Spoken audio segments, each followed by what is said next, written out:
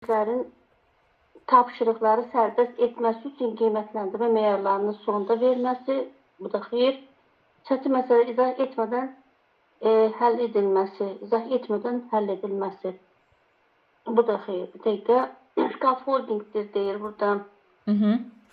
Bəli. Məncə burada anı götürərik də, sözün mənasını anlamaları üçün prosesin əyaniləşdirilməsi, digərləri dərsin sonunda vermək olmaz, təlim əksədinin dərsin əvvəlində verilirdi. Sevən də niyə olmaz? Məsələ əvvəldir.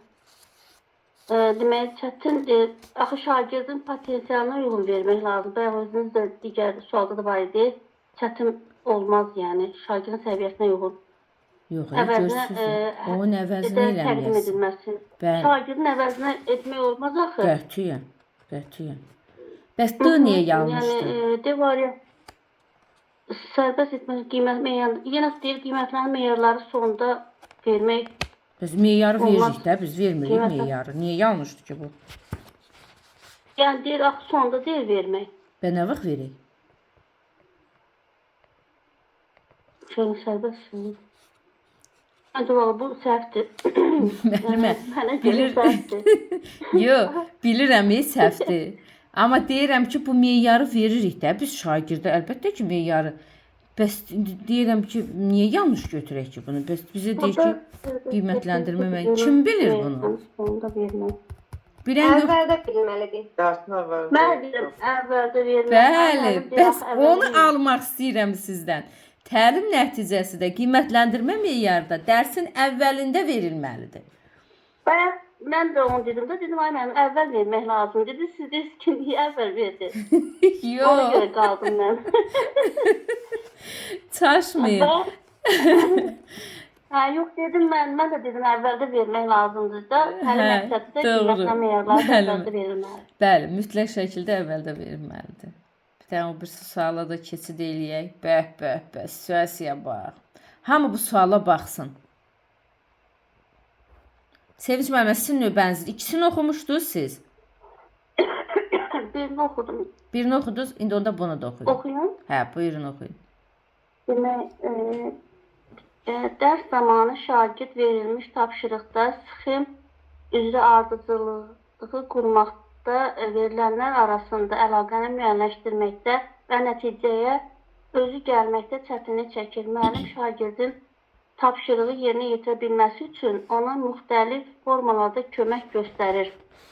Demək, aşağıdakı situasiyalardan hansında müəllim yanlış metodik yanaşma nümayiş etdirir?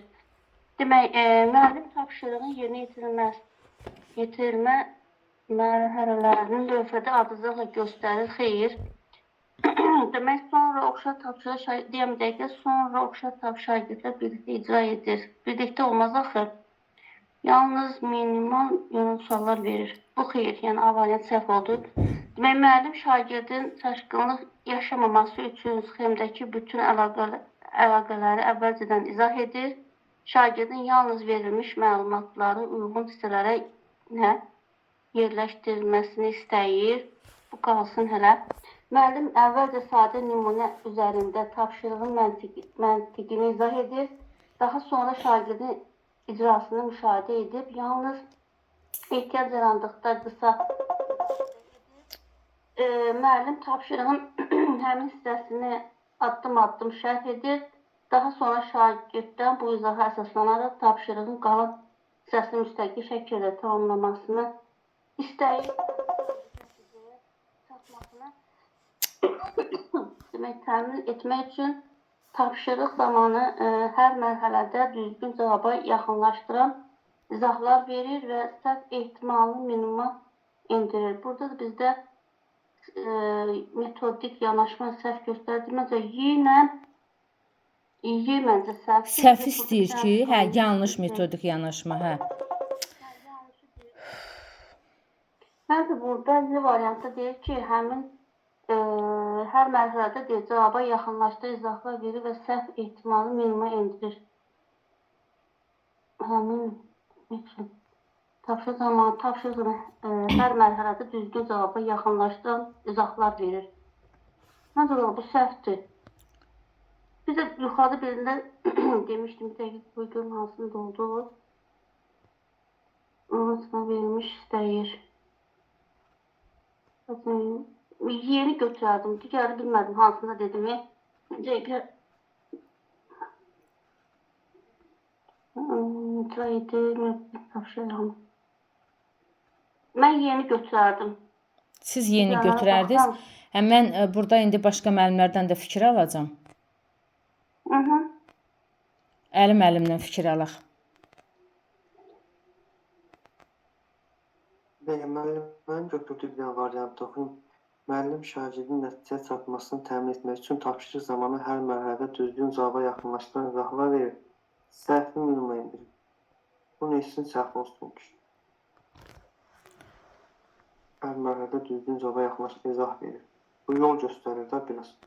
Bu yanlış deyil bu. Bir dənə müəllimə də B-də biraz qalmışdı. B-yə də baxın. Müəllim şagirdin çaşqınlıq yaşanması üçün sıxımdakı bütün əlaqələri əvvəlcə izah edir. Şagirdin yalnız verilmiş məlumatlara uyğun sıraya yerləşdirməsini istəyir. Bu B olar da yer. Burada C variantda məndə şübhəli qaldı. Burada yazıb ki, yalnız ehtiyac yarandıqda qısa müdaxilə edir. Bəli, çünki buraxır onu, get. Əgər ehtiyac olursa biraz düzəliş falan edir. Bu